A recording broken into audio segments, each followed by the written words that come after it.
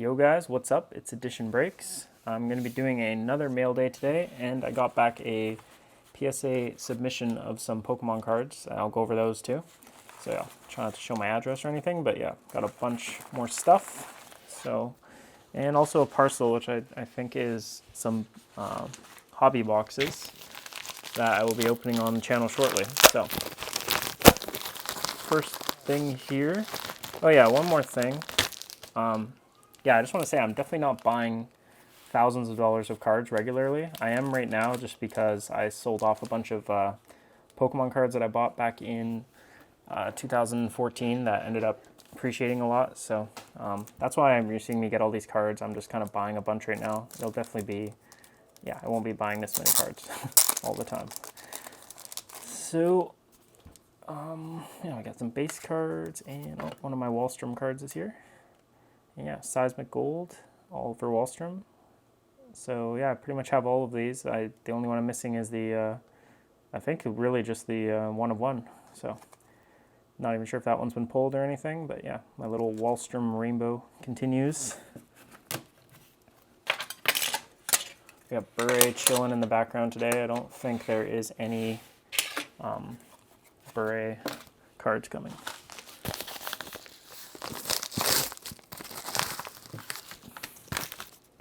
Okay, and here's one of these. I've bought so many of these, and I think it's the first one that showed up. Is a Pedersen OPG Platinum Silver or Rainbow, whatever you want to call it.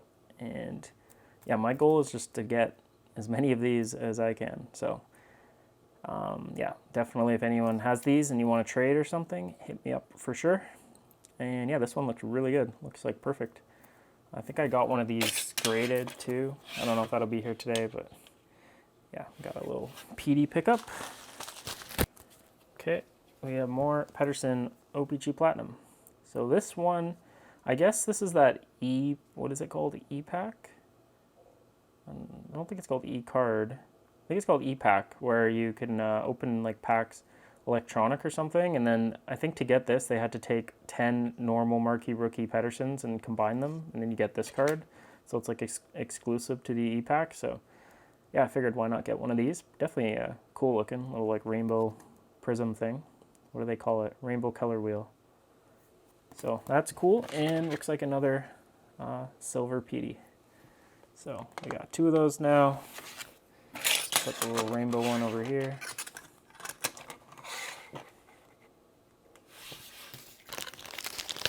Okay, we got a good card, but I'm just gonna warn you, it's not a good holder. We got the classic, I don't know what this even is. This is like some, I think it's Beckett, but it's like the cheap, like Walmart version of Beckett or something. But I just wanted the card, and the price was like fair enough for a raw version. So, you know, maybe it is a 10. That's the thing about it. They pretty much give a 10 on every card with this that I've seen at least. So doesn't mean it's not a 10, you know. So yeah, it looks good to me. Back looks really good. Perfect, like basically perfect centering, which is rare. I don't know, unless there's scratches or something, it actually looks like it might actually be a 10. So I guess a broken clock is right twice a day. They got one right, hopefully. But yeah, pretty much been getting so many of these Eichel cards. Hopefully there might be 1 or 2 more today, maybe not. But yeah, definitely have more of these coming. It's a cool looking card. I gotta say though, I wish they picked a better photo for this, because like they kind of just picked like a close-up, like portrait looking shot. I don't know. They should have had some shot of him like action skating or taking a shot or something. I feel like that would have made this card even like more valuable, just the aesthetics of it. But that could just be me. Okay.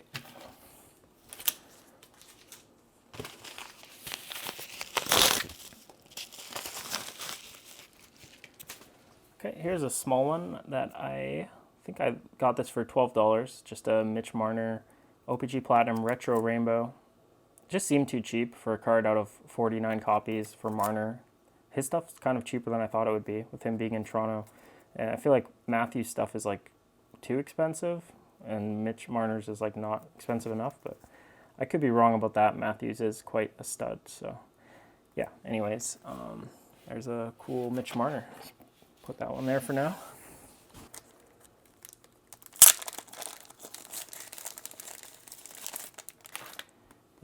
Pedersen. Oh, boring. Just a matte pink. I actually already have one of these. So I don't know. Maybe I didn't know I had this. It's just not really an exciting parallel, these pink ones. I don't know. Nothing great about it in my opinion. But yeah, at least the preview for 2021 OPC Platinum looks awesome. Like, it looks so much better than this 1920 where they don't really have the border that's just like really plain looking. So yeah, this pink parallel will probably look a lot better with like a proper border, like the way this Eichel card has the border on it. So yeah, kind of a small one there. I'll open up this parcel here and see what these should be some hobby boxes. So quickly do that. Okay, well, shout out to these guys. They gave me like a free notebook or something. I definitely didn't order that, but yeah, Maple Leaf Sports where I bought this stuff from. So I'll show you what I ended up getting. I got two 1819 OPC Platinum blasters. I wasn't planning on getting any more 1890 OPC Platinum stuff because it's basically all sold out, but these blasters were priced basically the same as my local shop had 1718 blasters priced, and my shop didn't have any of these in stock. And yeah, you know how I feel about 1819 class compared to 1718. I think it's like so much better. So couldn't really go wrong. I think these were they were either $30 or $40 each. Yeah, which I guess is expensive for 4 packs, but it's just a hard thing to find, so I'm happy to open up some more. Unfortunately, I cannot pull the orange checkers out of these because those are hobby exclusive, but you could still pull like the one-of-ones and the red prisms, seismic gold, so definitely going to open those in a coming video. And then, of course, had to get another one. This was, I think they had this for 120, and this product, oh yeah, 114 right there. Everywhere else it's like 150 now. So the price is like so ridiculous, but I wasn't really going to buy any more, but I thought for 114, couldn't really go wrong with one more box of 1920. So there'll be a video of this one in the future as well. And then the best box, and something I've never opened, is this one right here. We got an 1819 Ice. So this will be part of the Hunting for Pedersen series for sure. Already picked up the Ice Premiers card, so pulling one would be awesome though. And there's so many like sick rookies like Carter Hart, Ice Premiers, Svechnikov, Samsonov, any of those guys I would be quite happy with. Even like guys like Brady Tkachuk, like there's definitely some cool stuff to hunt. I've never opened Ice, so I thought it was perfect, and I think this one was also good. This was like 150 or something. Yeah, 144. So like Ice was the same price that my local shop has OPC Platinum. And some other places I saw OPC Platinum being like ridiculously expensive too. So yeah, thought this was a good pickup. So gonna have some unboxing videos for sure. And the last thing here is my submission of PSA cards that came back, and definitely a little bit salty about this one. I got some pretty brutal grading. So you can see here, this one did get a mint 9, but the backstory on these cards is I bought like a booster box in like 2014, I think 2014, literally 700 Canadian dollars for a base set unlimited booster box. So I opened it up because for some reason it didn't occur to me that it would be like the best thing ever to buy and just keep sealed, because like it was from 1999 and I don't even know how it was only 700 back in 2014. So yeah, those were selling for like 30,000 US dollars like a month ago or something. So yeah, but I opened mine and I pulled 2 Charizards. I pulled all the starters, a bunch of other stuff, and I had some other. I opened some other stuff back then and just had a bunch of good cards laying around that were in perfect condition. Like by perfect, I mean they're pack fresh. I pulled them, put them in sleeves, and then never touched them again. So I was expecting 9s at the minimum and 10s, and you can see here the condition of this card. Like there is no print lines on that, no scratches. So from the front, basically perfect besides centering. Centering looks good though. It's not like some obvious terrible centering. It's fine. Definitely good enough centering there to have been a 10. And then on the back, I mean, tiniest thing up there, little things there. I mean, I could easily see this have gotten a 10. I've owned a bunch of PSA 10 Pokemon cards where the backs had obvious little nicks like that, that were even worse than this one. So A 9 is like, in my opinion, the lowest you could possibly grade that card. But the thing was, yeah, pretty much a bunch of these got 8s. So like you can see here the hollow foil again, because print lines are like the main thing that brings down the grades, or scratches or anything, but there was none of that on any of my cards. So this one, I think this one was like, I don't know, there's some white there, another small white nick, but you can see like the surface of these cards is perfect. They're literally docking me 2 grades for white, like standard white edgeware. Like, and I'll show you guys some pictures of PSA 8 cards I've seen on eBay that are not even in the same universe as these cards as far as the condition of them. So it was incredibly frustrating because I feel like I wasted money and time on this. Here, this is the worst one because this is my other Charizard, and I was like certain these could not grade worse than a 9. Again, look at the foil on that. Actually, when I saw the grades online that I got, I was worried that an employee stole my cards and swapped them. Like, that's how certain I was this card could not grade an 8. There's the corner. Again, like, I'm like zoomed in super close with bright light on it. That is not some huge thing. That's like a small little white edgeware. Another one there. But like, yeah, besides that, the card's perfect. I mean, besides centering. Centering looks okay on this, I would say. Definitely not perfect, but you know, you can tell an off-center card when you see one. This does not look like one to me. So yeah, I'm just wondering, how is that losing 2 grades? You're telling me it's not even an 8.5? Like, this is not a mint condition card according to PSA. So yeah, I'll show you some photos of PSA 8s. I'll pop them up and you'll kind of see why I'm mad about some of these grades. I did get a few good grades on my Fire Red Leaf Green cards. Here's a Venusaur that got a 10. I sent him 23 cards. And these are the only 2 that got 10s. The other Fire Red one got a 9. Some of these were like actual things wrong with them though. Like this one, maybe it wasn't this one. This foil looks fine. But there was like the Blastoise here, which got an 8. To me, it's okay. An 8's kind of rough on this card, but at least there you can see those print lines. So yeah, at least there's actual print lines. Like, how is the Charizard getting the same grade as this card?